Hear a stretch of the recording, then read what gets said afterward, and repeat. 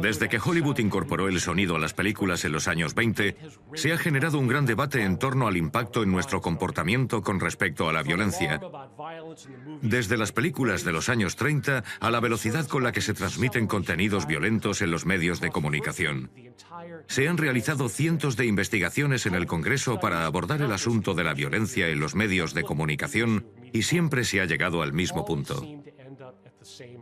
¿Alguien está en desacuerdo con la conclusión de que la violencia en las películas transmite una conducta violenta que va en perjuicio de los menores? Existe un debate sobre si aquellos que están expuestos a la violencia emitida por los medios de comunicación son propensos a imitarla. Pero a lo largo de todo el debate hay una pregunta que prevalece.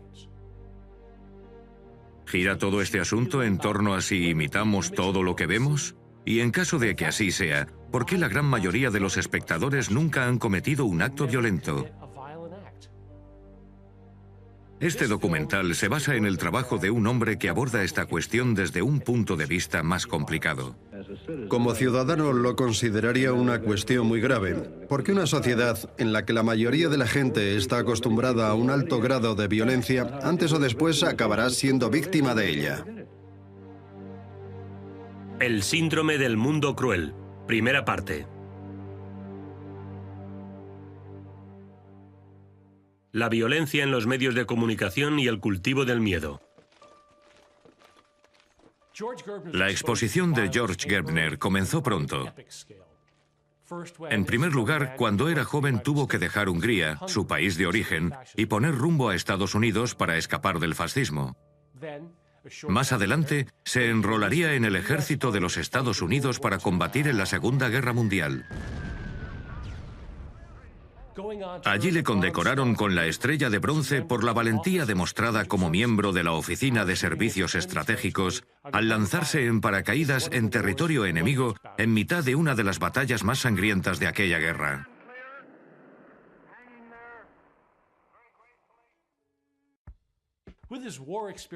Con la experiencia de esta guerra a sus espaldas, Gerbner pasaría el resto de su vida intentando comprender la violencia, especialmente cómo ésta afectaba a nuestra consciencia y a nuestro comportamiento. Alcanzaría la fama y llegaría a ser conocido como uno de los expertos más importantes del mundo, tras ocupar durante 25 años el puesto de decano de la Facultad de Comunicación de la Universidad de Pensilvania, y tras dirigir uno de los proyectos de investigación más importantes que se habían desarrollado hasta la fecha. Él mismo lo tituló Proyecto de Investigación de Indicadores Culturales. Desde que comenzó a finales de la década de los 60, ha seguido la pista de la violencia en los medios y ha medido su impacto con respecto a las percepciones y las actitudes mostradas por los espectadores. Y lo que Gerbner y sus colegas concluyeron fue que la exposición a la violencia parecía producir unos efectos más complicados que el hecho de provocar que la gente actúe de manera violenta. Se trataba de efectos que estaban asociados no solo a la cantidad de violencia, sino a la calidad de la misma, influyendo también las historias que se muestran y a su relación con el mundo y con los demás.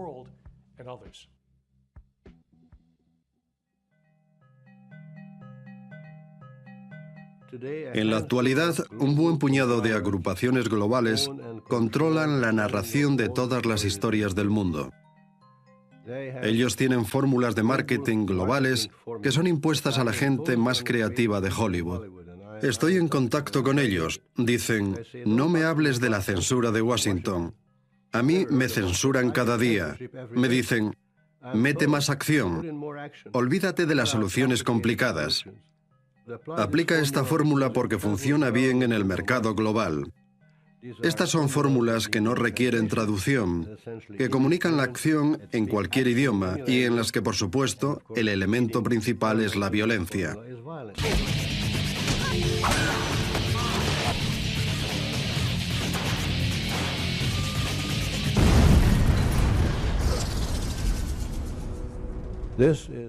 Se trata de una oleada de imágenes violentas que no ha tenido precedentes en la historia y que a menudo inunda todos los hogares con una brutalidad excesiva y de una forma que hasta ahora el mundo no había podido contemplar.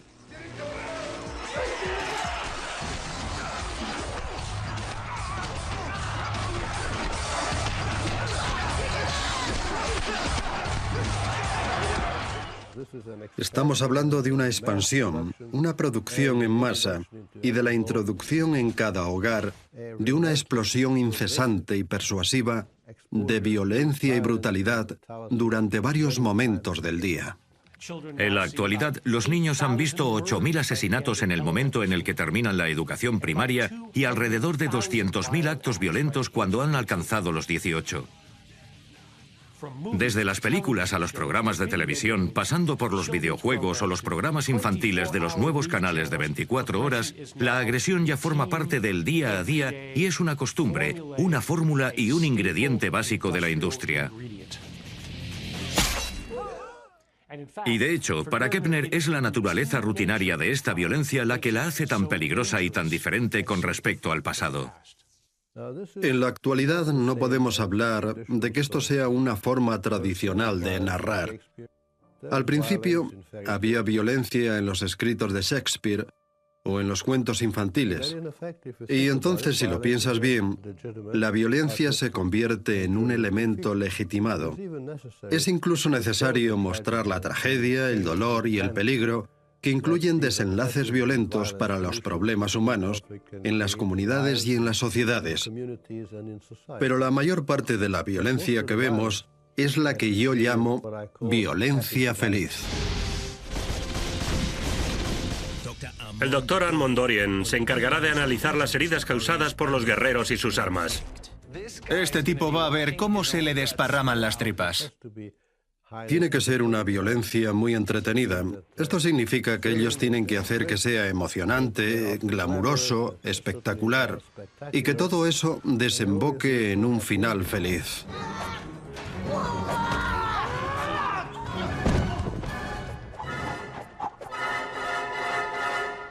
Everybody was kung fu fighting. That man was fast as light. Tiene que ir aderezado con humor. ¿Tú crees que Dios bajó del cielo y detuvo...? ¿Qué ha pasado, tío?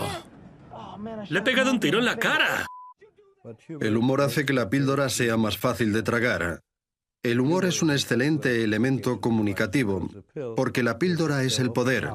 Indica quién puede salirse con la suya.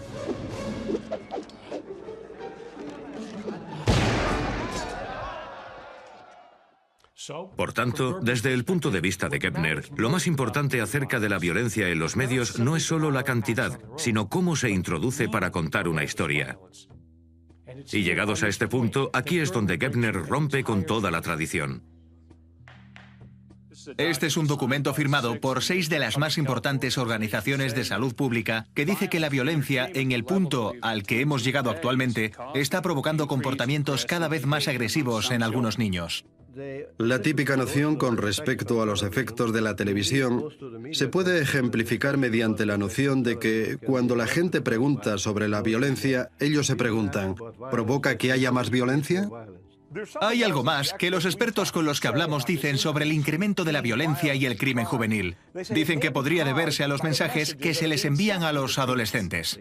El efecto producido sería parecido al proceso de imitación que realizan los monos. El lunes pasado en Indianápolis, un niño de 4 años le dijo a un policía que había disparado a su hermano porque vio a alguien hacerlo en la televisión.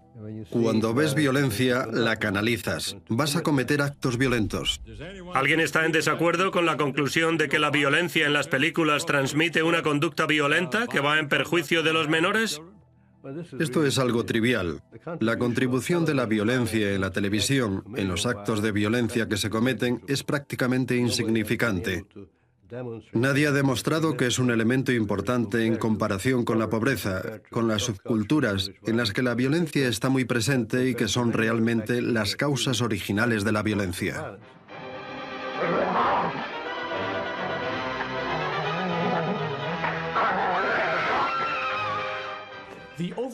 El punto de vista de que la violencia en los medios provoca un comportamiento violento tiene su origen en las primeras investigaciones que se desarrollaron a partir de los miedos a la violencia que contenían las primeras películas sonoras de Hollywood y lo que esta violencia provocaba en las mentes de los niños que acudían a los cines. De todas estas investigaciones, las más conocidas fueron los estudios de la Fundación Paine. Evidenciaban que el crimen y la violencia en las películas ejercía una influencia muy poderosa en los niños sembrando las semillas de futuros trastornos nerviosos.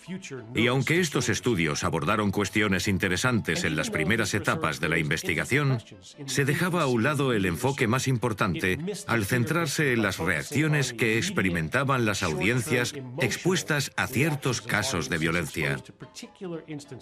Y quizá el ejemplo más influyente de este punto de vista, el hecho de que los mensajes ejercen un efecto en la audiencia, no se abordaría hasta unos años más tarde. La CBS y sus emisoras afiliadas presentan a Orson Welles. Hoy, el episodio basado en la novela La Guerra de los Mundos, de H.G. Wells.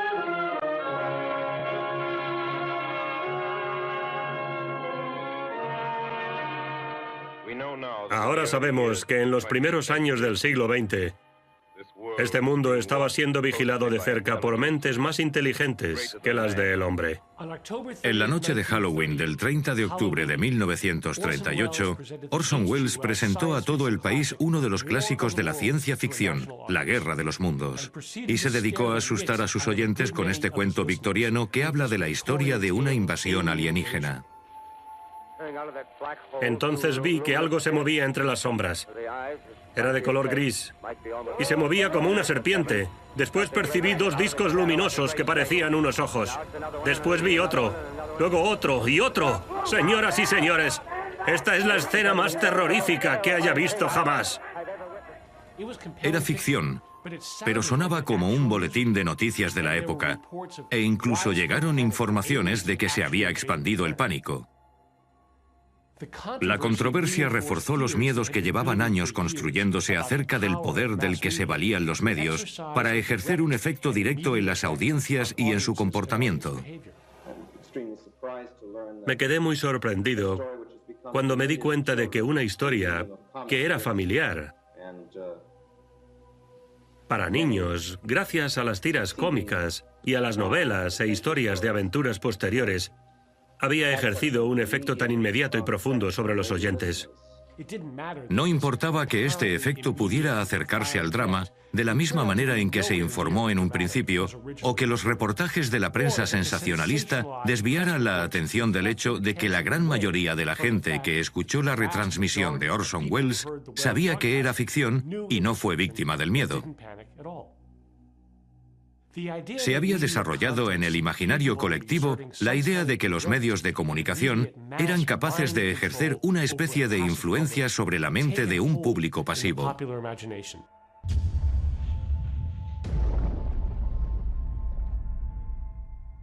Este punto de vista, que los investigadores llamaron la teoría de la bala mágica, plantea que los mensajes de los medios de comunicación actúan en nosotros como si fueran disparos realizados por un arma, afectando a nuestras mentes. Esta visión, que muestra a la violencia como poderosa y a los espectadores como pasivos, ha seguido generando debates sobre esta cuestión. Pero para Gebner, estos argumentos de causa-efecto no eran correctos cuando empezó a investigar sobre la influencia de la violencia en los medios, y quedaban más cerca de la ciencia ficción que de la ciencia. Eran viejas aproximaciones que estaban basadas en la noción de que la gente tenía un comportamiento pasivo que permitía que los medios influyeran en ellos. Algo parecido a los estímulos que se les aplicaban a los animales de laboratorio. Esta forma de operar podría haber facilitado las cosas a los expertos en ciencias sociales, permitiéndoles medir el efecto mediante el examen de nuestras mentes antes y después de la exposición a los mensajes de los medios de comunicación. Pero según el planteamiento de Gebner, la simple idea de buscar un antes y un después no tenía mucho sentido, por la simple razón de que con los medios de comunicación no existe un antes, ya que hemos nacido en un ambiente mediático. La pregunta es, ¿cómo se pueden medir los efectos de una fuerza que está presente desde el principio? Tal y como decía Marshall McLuhan, experto en medios de comunicación, estamos ante un mar de imágenes que se ha convertido en algo tan familiar para nosotros que somos incapaces de darnos cuenta, ya que estamos tan acostumbrados a ello como los peces al agua. Es como el pez que está en el agua. Un medio persuasivo, un ambiente persuasivo, siempre va más allá de la percepción. Nos hemos acostumbrado tanto a nuestro ambiente cultural que somos como el pez que no sabe que está nadando en el agua porque nunca ha experimentado otra cosa.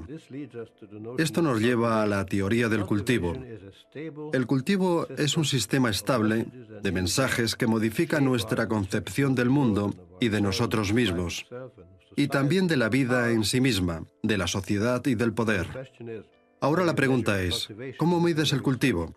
Se trata de un problema que tuvimos que afrontar y que resolvimos de la siguiente manera. Realizamos sondeos entre grandes grupos de entrevistados. Estos sondeos tenían una serie de preguntas sobre la vida, sobre la seguridad, sobre los valores y sobre el comportamiento, y no sobre la televisión o sobre los medios de comunicación. Por ejemplo, algunas de las preguntas eran, ¿cuáles cree que son las oportunidades que tiene de verse en una situación violenta en una noche corriente? ¿1 entre 100? ¿1 entre 50? ¿Sería reacio a salir por la noche a dar un paseo por su barrio? ¿Sí o no? Y descubrimos que en casi todos los ejemplos los espectadores más asiduos mostraban una gran inseguridad. Nosotros atribuimos aquello a la falta de frecuencia con la que la violencia está presente en la televisión. El patrón de respuesta de los espectadores coincide en lo que nosotros denominamos televisión convencional. Por tanto, en el caso de los espectadores más asiduos, las diferencias habituales entre los diferentes grupos sociales comenzaron a surtir sus efectos. Los espectadores en todos los sentidos vivían en un mundo más violento. Los televidentes más asiduos son más propensos que los menos asiduos a percibir el mundo como un lugar más peligroso. Ellos interiorizan y absorben una sensación de peligro, de desconfianza, de maldad en el mundo. Es eso a lo que llamamos síndrome del mundo cruel. Tienes que mirar por encima de tu hombro. En ocasiones te puedes sentir incómodo si alguien camina cerca de ti. Sientes que estás siempre a la defensiva. Para hacernos una idea de a qué se refiere Gebner cuando habla del síndrome del mundo cruel, no basta con analizar por separado programas de televisión o videojuegos. Lo que importa es el contexto en su totalidad. Cómo un tipo de historia se funde con otra para crear una perspectiva y un sentido del mundo diferentes, con cada programa de noticias presentando una sucesión infinita de noticias aterradoras. La policía cree que este es el momento concreto en el que fue secuestrada. Dijo que durante 4 días fue encadenada, violada y torturada en su casa de Virginia. Una mujer de Nueva Jersey ha sido acusada de matar a su cuñado tras haber añadido anticongelante al zumo que estaba bebiendo. 6 personas han sido acusadas de organizar peleas en una escuela para discapacitados. Ha sido acusado de disparar a un hombre durante la fiesta de cumpleaños de un niño de 4 años.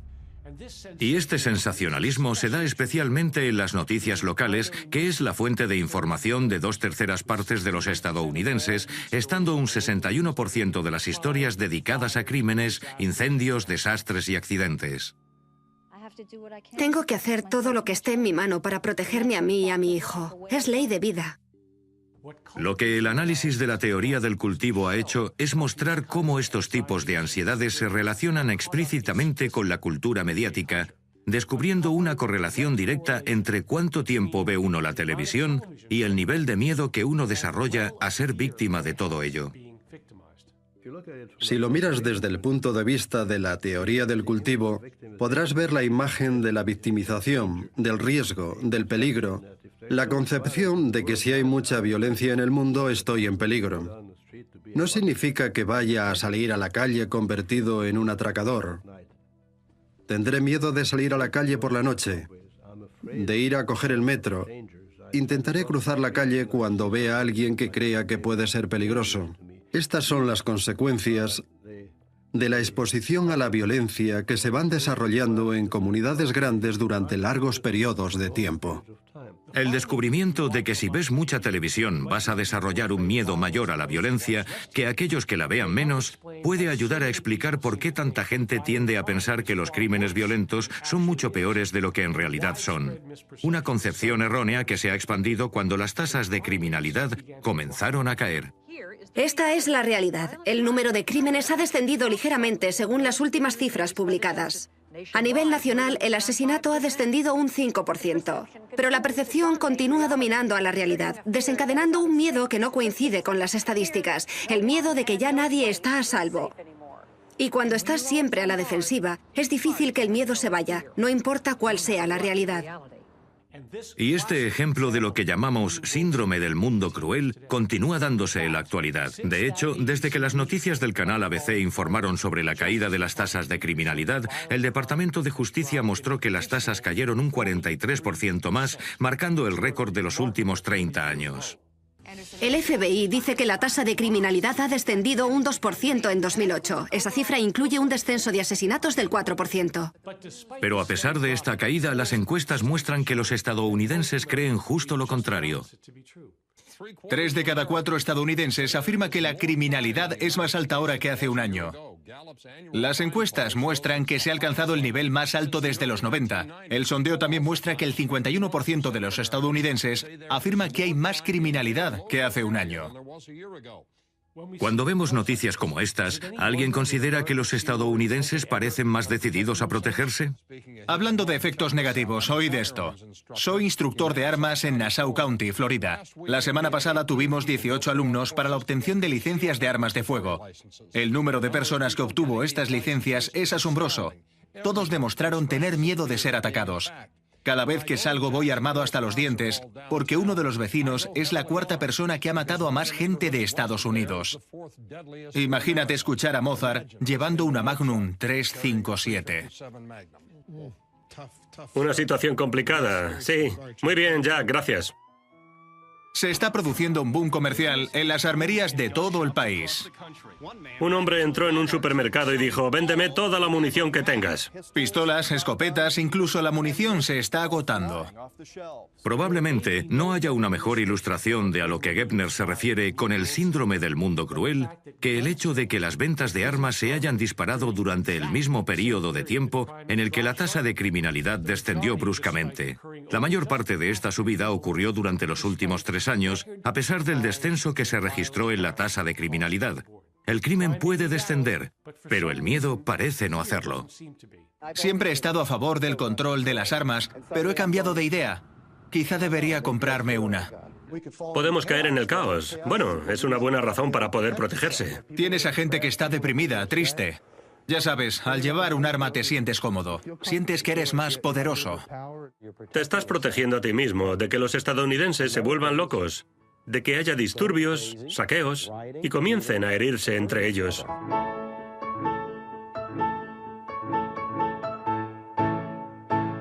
He pasado por el efecto 2000 y vi el 11S. Nunca he visto a la gente tan asustada. Desde que Hollywood incorporó el sonido a las películas en los años 20, se ha generado un gran debate en torno al impacto en nuestro comportamiento con respecto a la violencia. Desde las películas de los años 30 a la velocidad con la que se transmiten contenidos violentos en los medios de comunicación. Se han realizado cientos de investigaciones en el Congreso para abordar el asunto de la violencia en los medios de comunicación y siempre se ha llegado al mismo punto. ¿Alguien está en desacuerdo con la conclusión de que la violencia en las películas transmite una conducta violenta que va en perjuicio de los menores? Existe un debate sobre si aquellos que están expuestos a la violencia emitida por los medios de comunicación son propensos a imitarla. Pero a lo largo de todo el debate hay una pregunta que prevalece. ¿Gira todo este asunto en torno a si imitamos todo lo que vemos? Y en caso de que así sea, ¿por qué la gran mayoría de los espectadores nunca han cometido un acto violento? Este documental se basa en el trabajo de un hombre que aborda esta cuestión desde un punto de vista más complicado.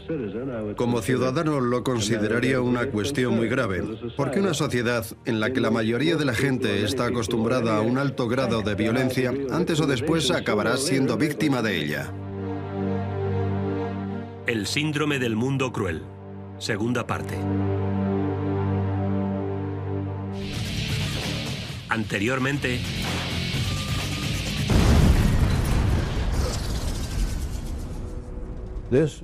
Se trata de una oleada de imágenes violentas que no ha tenido precedentes en la historia y que a menudo inunda todos los hogares con una brutalidad extrema y de una forma que hasta ahora el mundo no había contemplado.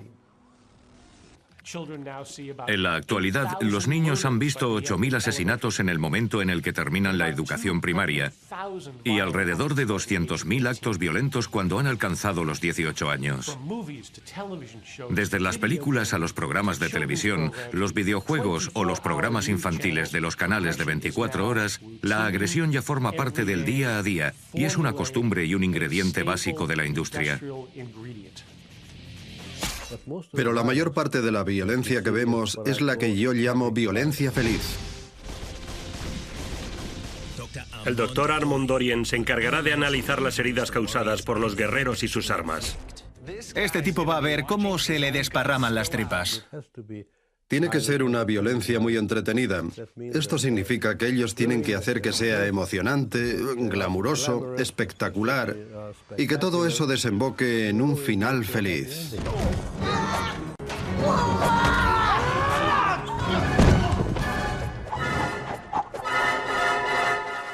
Pero llegados a este punto es cuando el gobierno rompe con toda la tradición. Este es un documento firmado por 6 de las más importantes organizaciones de salud pública, que dice que la violencia como entretenimiento está provocando comportamientos cada vez más agresivos en algunos niños. ¿Alguien está en desacuerdo con que la violencia en las películas transmite una conducta violenta que va en perjuicio de los menores? La pregunta es, ¿cómo mides el cultivo? Se trata de un problema que tuvimos que afrontar y resolver de la siguiente manera. Y lo que esta violencia provocaba en las mentes de los niños que acudían a los cines. De todas estas investigaciones, las más conocidas fueron los estudios de la Fundación Pain, que evidenciaban que el crimen y la violencia en las películas ejercía una influencia muy poderosa y duradera en los niños, sembrando las semillas de futuros trastornos nerviosos. Es a lo que llamamos el síndrome del mundo cruel. La pregunta es ¿por qué? Los estudios muestran de manera contundente que más de 2/3 de las personas que creen que el crimen es un problema a nivel personal dicen que se informan a través de la televisión. Este es el gran hallazgo de los análisis del cultivo, el establecimiento de una clara correlación entre la cantidad de información que consumimos y el grado de miedo que tenemos con respecto al mundo, un fenómeno que se ve con más claridad cuando analizamos la visión que tenemos con respecto a los demás, sobre todo con los que son diferentes de nosotros. La mayoría de nosotros vivimos la vida de manera aislada y no nos relacionamos con la gente de otros grupos sociales o de origen étnico diferente. La mayoría de lo que sabemos de las otras razas lo sabemos por la televisión y a través de esta obtenemos un tipo de información bastante peculiar. Por ejemplo, mientras que los latinos son el grupo demográfico que ha experimentado un desarrollo más rápido en Estados Unidos, representando ahora a un 15% de la población, a la hora de la verdad solo representan a un 6% de todos los personajes televisivos y del cine dramático. Y cuando son representados, casi siempre lo hacen para dar vida a un personaje que vive en un mundo violento. Los hispanoamericanos son probablemente el grupo social más violento de la televisión estadounidense.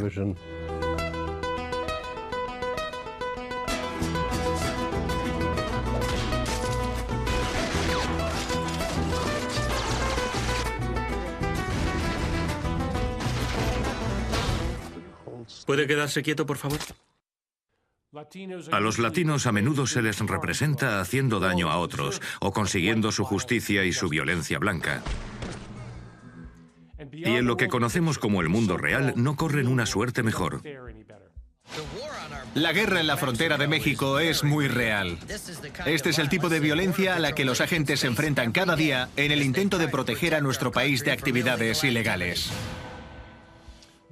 Dadas las escasas oportunidades de las que disponen los latinos para equilibrar su imagen en el mundo del cine, a los latinos se les menciona una y otra vez en las noticias, siempre relacionados con el mismo tema.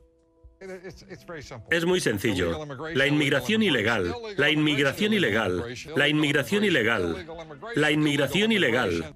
Entre 12 y 20 millones de inmigrantes de este país. Inmigrante ilegal. Mientras a los latinos se les menciona en tan solo un 2% de los programas de noticias de la televisión, hemos constatado que programas como el de Lou Dobbs, de la CNN, se han centrado en la inmigración ilegal en más de un 70% de sus episodios. Millones de inmigrantes ilegales en el país, entre los que se incluyen muchos asesinos y violadores. La policía disparó a 3 camiones que llevaban inmigrantes ilegales que intentaban pasar la frontera. Y tal y como podríamos esperar, estas representaciones desiguales tienden a provocar un efecto deshumanizador. Entonces, ¿cómo podemos explicar que más de 3/4 partes de los ciudadanos afirmen que sienten que cuantos más inmigrantes haya, más altas serán las tasas de criminalidad? Parece que sucede lo contrario. Las tasas de criminalidad están en sus puntos más bajos en los últimos 10 años en las ciudades fronterizas y en las más grandes, como Los Ángeles, Nueva York, Chicago, Miami, San Diego y El Paso, donde la población inmigrante está registrando sus máximos históricos. No podemos detener todos los asesinatos, violaciones y muertes en la carretera, pero nuestros agentes deberían hacer lo posible para evitar aquellos que son cometidos por personas que no tienen derecho a estar aquí. Por tanto, los miembros más crueles de los grupos minoritarios tendrán la posibilidad de cubrir el hueco de todos los demás, creando una percepción distorsionada que provoque que los espectadores se sientan atacados y reforzando una mentalidad de acoso que se alimente y que al mismo tiempo alimente a los demás de ira y de rabia. Él no tiene derecho a estar en este país. Eso no tiene nada que ver con el hecho de que era un borracho. Sí que tiene que ver. Él debería haber sido deportado y no lo fue. Un mundo que es cruel crea a gente cruel, desarrollando ira y miedo irracional entre aquellos cuyos conocimientos de los latinos proviene de los medios de comunicación, independientemente de si son ciudadanos americanos o inmigrantes legales o ilegales. Esto no es divertido. Se trata de nuestro país y de nuestra soberanía. Esto no tiene nada que ver contigo. Tiene que ver con perder a nuestro país. Y no queremos que eso ocurra. Vosotros lo estáis destruyendo. ¿De dónde eres, chico? Soy de Jalisco, México. Vuélvete a México, cobarde. ¿Soy yo el cobarde? ¿Cómo es que soy el cobarde? Estoy aquí por cuenta propia. ¿Estoy rodeado y soy un cobarde? ¿Qué ocurriría si nosotros fuéramos con los de tu grupo? Tú eres el cobarde. Vienes aquí a vivir a cuenta de este país. ¿Por qué no te marchas y arreglas tu propio país? No tienes valor, ¿verdad? ¡Lárgate a México!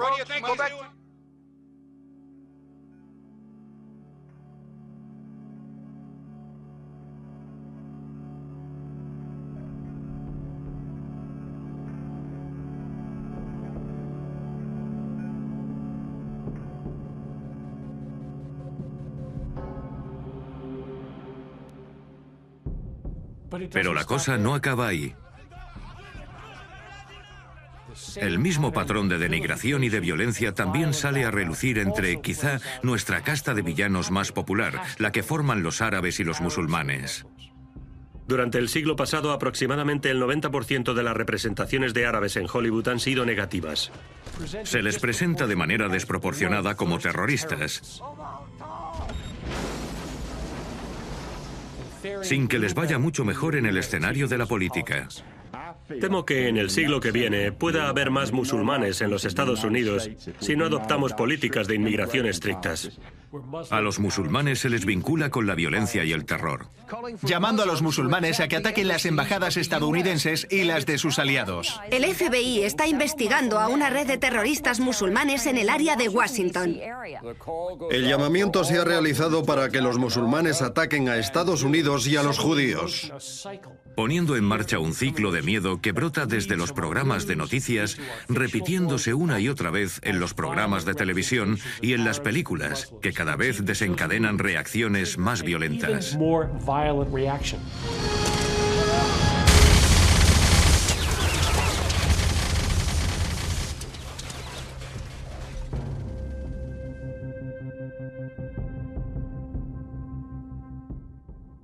Incluyendo la creciente popularidad de la tortura como una parte del entretenimiento nocturno. ¿Dónde está? No lo sé. ¡Ah!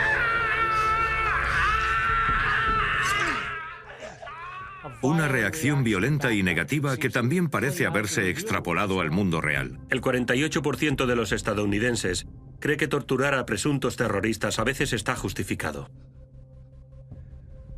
El 39% de los estadounidenses cree que los musulmanes que viven en Estados Unidos no son leales a la nación.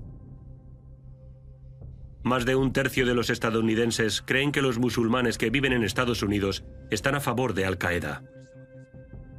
Casi un cuarto de los estadounidenses afirma que no les gustaría que un musulmán fuera su vecino. Nacido en Estados Unidos, criado en Estados Unidos, el terrorista musulmán extremista. Expandiendo el extremismo antiestadounidense y la violencia extremista. Exceptuando a Timothy McVeigh, todos los terroristas han sido musulmanes. Hay una teología que alimenta al terrorismo. No voy a reivindicar al Corán.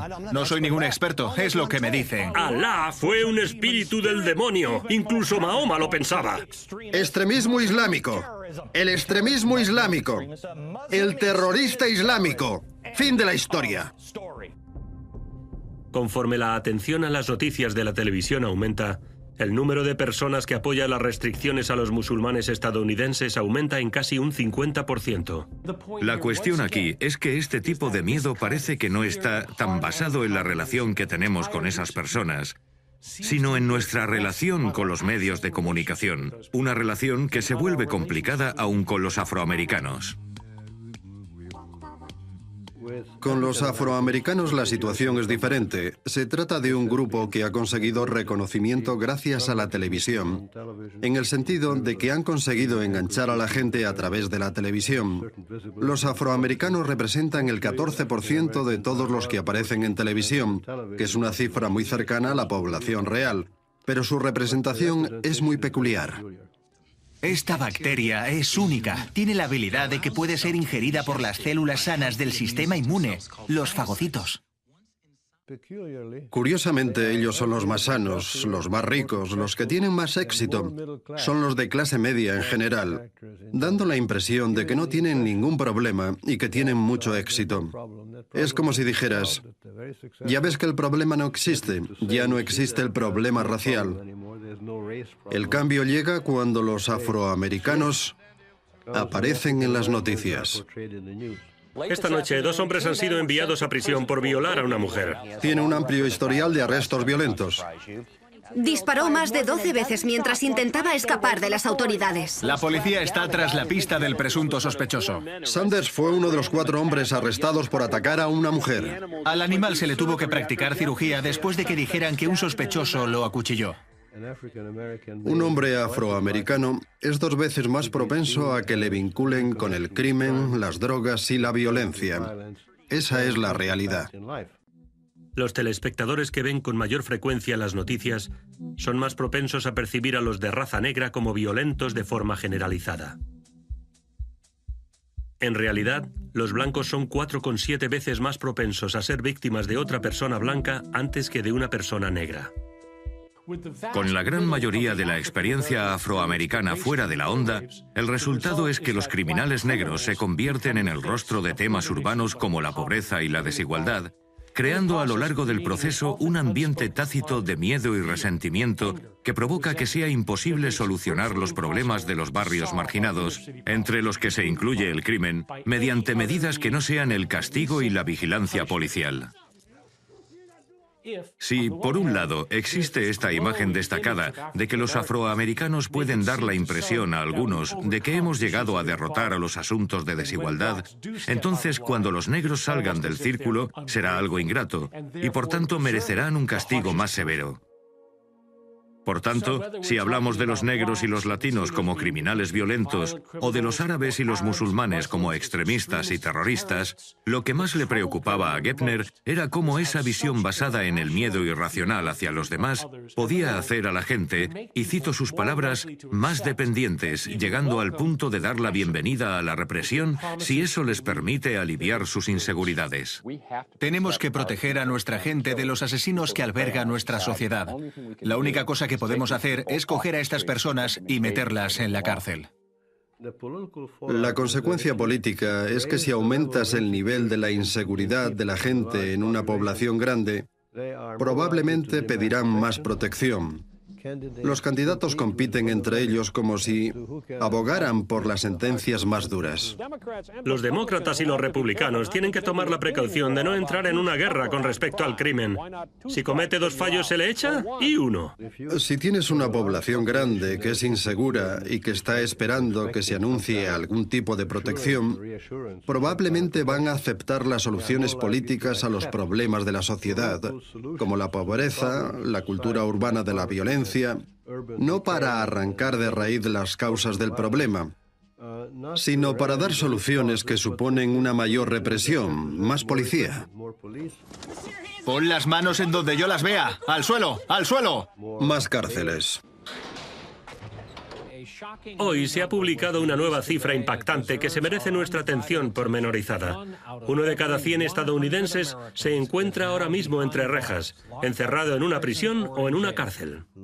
Sentencias más largas y más severas, más ejecuciones, un barbarismo medieval que ningún otro país civilizado en el mundo se plantearía nunca. No está tan lejos como crees. Con el tiempo y gracias a la tecnología, los científicos dicen que en el futuro se podrían construir prisiones espaciales. Se trata de una de las ideas que se están discutiendo por los expertos en criminología de Estados Unidos que están planeando el futuro. Las ideas son muy variadas, desde módulos de prisiones bajo el agua hasta la congelación de los prisioneros durante lo que duren sus sentencias. Y en términos de cirugía, la implantación de electrodos podría incluso dejarles en shock hasta que vuelvan a donde deberían estar. Los mensajes se podrían insertar en el subconsciente de manera constante. Haz lo correcto. Sé un buen ciudadano, no desobedezcas la ley. Y si las prisiones espaciales te gustan, oye esto. Si tenemos a uno de 20 años que ha cometido un crimen, ¿por qué no añadirle 25 y que de repente tenga 45? Lo dejamos libre y no nos preocupamos de nada. Pero no se trata de meter en prisión a más gente. Nos estamos aprisionando a nosotros mismos, huyendo a los suburbios. Vídeo promocional, ciudad de Hot Springs, Arkansas. Bienvenidos a mi comunidad de la ciudad de Hot Springs, Arkansas. Tenemos la libertad y el espacio para hacer las cosas con las que más disfrutamos. El síndrome del mundo cruel contribuye a alimentar una sensación no solo de venganza y represión, sino de pánico.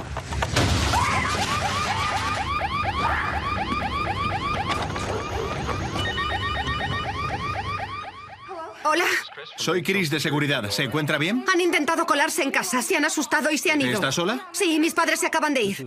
Estamos ante otro elemento del síndrome del mundo cruel. Un tipo de inseguridad que nos hace que sea muy difícil dirigir nuestros problemas hacia otras vías, que no sean el miedo. Necesito ayuda. ¿La situación es mala? El tráfico está fuera de la gráfica. Están marcando más objetivos. Aíslalo. Prevén riesgos. Lo tenemos. Completado. La otra cara de la inseguridad personal es la multiplicación de la demanda de seguridad nacional. En un mundo cada vez más peligroso, incluso después del primer ataque terrorista a Estados Unidos, los liberales del Congreso votaron para poner freno a las operaciones de inteligencia. Y la debilidad atrae a aquellos que están esperando su turno para hacerle daño a Estados Unidos. El miedo es ahora una excusa para los políticos. Y si se utiliza para justificar el ir a una guerra... No hay ninguna duda de que Saddam Hussein tiene Armas de destrucción masiva. Botulinum, VX, sarín, agente nervioso, terrorismo, Ciberataques. programa nuclear. armas biológicas. O prepararse para amenazas nuevas de manera constante. Este es el epicentro del extremismo violento practicado por Al-Qaeda. Esto no es un peligro sin importancia, no es una amenaza hipotética. La cuestión de todo esto, cuando miramos al escenario político, es si estas imágenes de un mundo cruel que gira de manera descontrolada, amenazándonos a todos en cada giro, han contribuido a crear una sensación de miedo que sea capaz de soterrar nuestra habilidad de pensar con claridad, más allá de una preocupación razonable por la seguridad y de la necesidad de defendernos.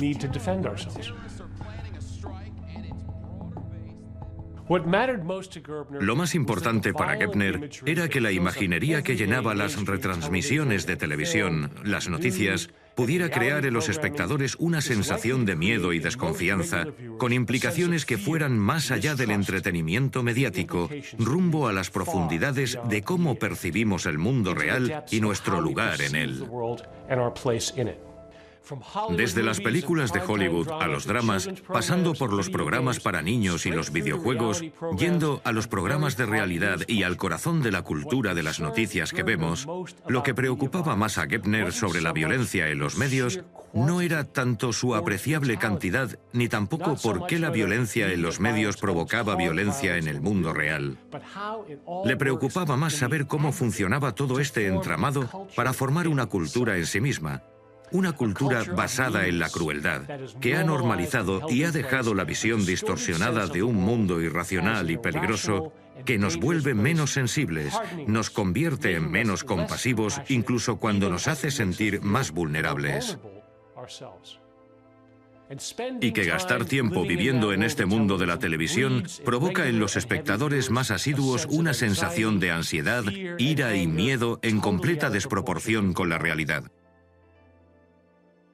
Al final de todo, el trabajo de George Gebner nos obliga a confrontar el significado de este mundo mediatizado y nos hace preguntarnos, ¿por qué hemos permitido que tanto el poder cultural y las influencias caigan en las manos de una serie de intereses comerciales? De hecho, la narración de las historias y el desarrollo de una percepción sobre quiénes somos y sobre cómo es el mundo han sido siempre el principal moldeador del comportamiento humano. El nuevo objetivo, entonces, es intentar diseñar un sistema mediático, un sistema basado en la cultura, que nos dirija a una cuestión de cómo podemos crear un entorno para nuestros hijos, que esté formado por historias y por todas las influencias sociales en las que ellos crezcan. Sería más justo, más equilibrado, más limpio y mucho menos dañino que el mundo en el que vivimos en la actualidad.